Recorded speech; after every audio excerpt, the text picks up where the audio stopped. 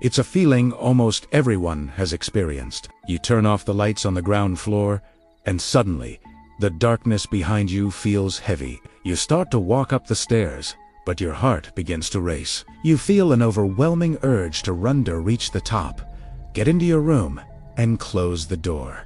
But why?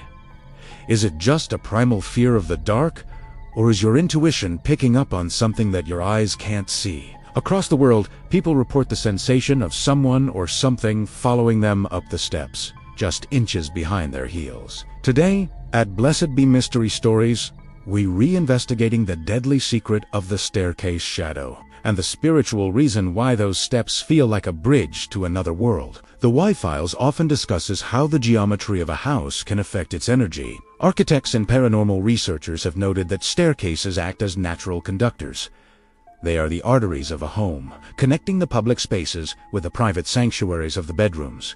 Because they are transitional spaces, they often become hotspots for anomalous activity. In 2015, a thermal imaging study in an old Victorian home captured a distinct human-shaped cold spot that moved up the stairs every night at 3:14 a.m. It didn't have a body, but it had a presence. Science might call it infrasound caused by wind in the vents, but science doesn't explain why your fight-or-flight response triggers only when you are halfway up, trapped between two floors. In spiritual warfare, staircases represent a liminal space, a place that is neither here nor there. In the Bible, we see visions of ladders and stairs connecting heaven and earth. But where there is a divine connection, there is often a dark imitation. These staircase shadows are opportunistic spirits that manifest in the areas where you feel most exposed. When you are on the stairs, you are vulnerable, you are moving from one level of authority to another. These entities use your fear of the dark behind you to drain your peace. They want you to run, because in your panic, you forget that you are the one who carries the light. They aren't following you up the stairs. They are trying to prevent you from reaching your place of rest. The shadow in the stairs thrives on the run.